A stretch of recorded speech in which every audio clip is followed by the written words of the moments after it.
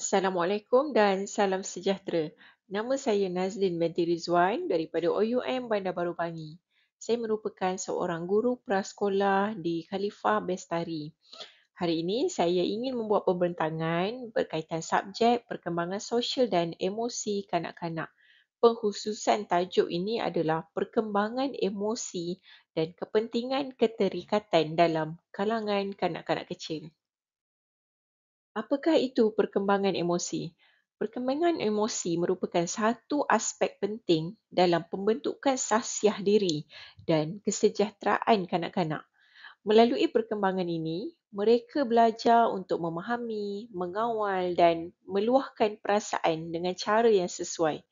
Menurut kajian yang dilakukan oleh Berg 2018, pengalaman emosi yang stabil sejak kecil menjadi asas kepada pembelajaran, keyakinan diri dan hubungan sosial yang sihat. Sejak lahir lagi sebenarnya, bayi telah mula belajar tentang emosi melalui hubungan dengan penjaga mereka. Tangisan yang bayi keluarkan, senyuman pertama mereka dan tindak balas terhadap sentuhan yang mereka rasai, semuanya adalah sebuah komunikasi emosi awal. Apabila kanak-kanak meningkat usia, mereka mula mengenal pasti perasaan seperti gembira, marah, sedih dan takut. Denham 2019 berkata, kemahiran mengurus emosi yang baik membantu kanak-kanak membina hubungan positif dan meningkatkan keupayaan sosial diri mereka. Seterusnya, apakah peranan yang boleh kita ambil sebagai penjaga dalam perkembangan emosi kanak-kanak ini?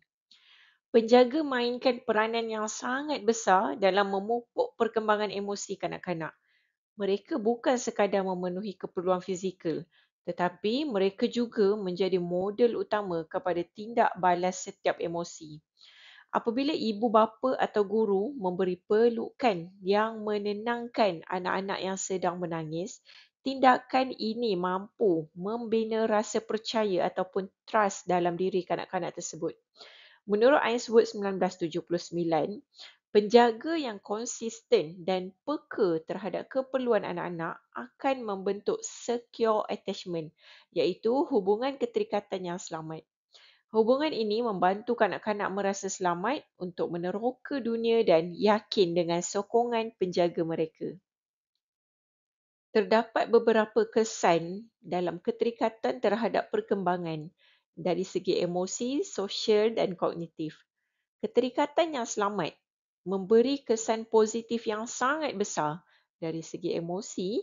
Kanak-kanak lebih yakin dan berani dalam mengekspresikan perasaan mereka. Dari segi sosial pula, mereka lebih mudah bergaul dan menunjuk rasa empati terhadap rakan-rakan di sekeliling.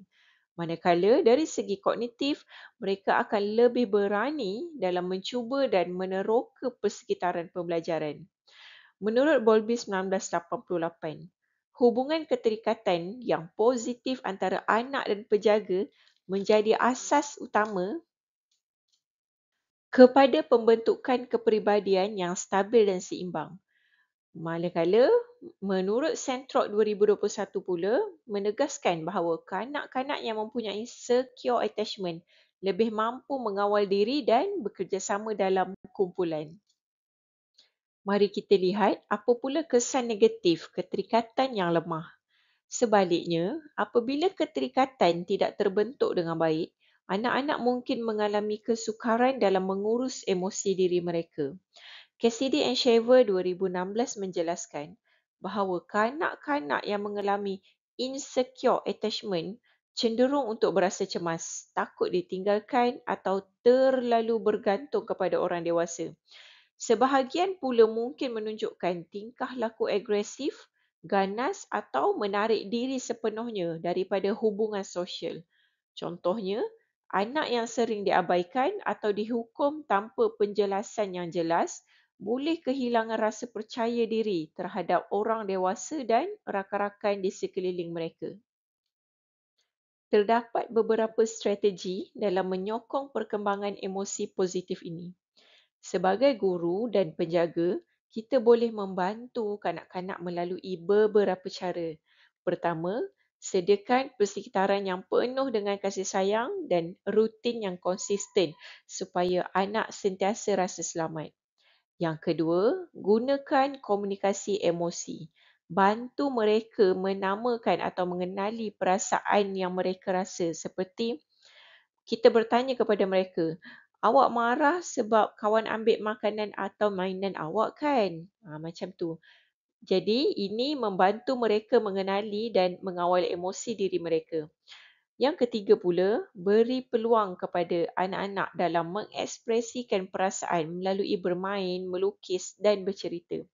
Akhir sekali, wujudkan kerjasama antara guru dan ibu bapa supaya kanak-kanak ini menerima mesej emosi yang konsisten sama ada di rumah ataupun di sekolah. Kesimpulan akhirnya adalah perkembangan emosi dan keterikatan merupakan asas kepada kesejahteraan keseluruhan kanak-kanak.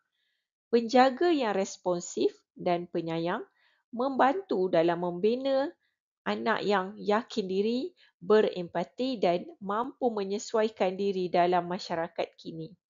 Jadi, sebagai pendidik, kita harus memahami beberapa kepentingan hubungan emosi yang sihat ini, kerana daripada kasih sayang dan kepercayaan lahirlah generasi yang seimbang dari segi emosi, sosial dan intelek. Sekian daripada saya. Terima kasih.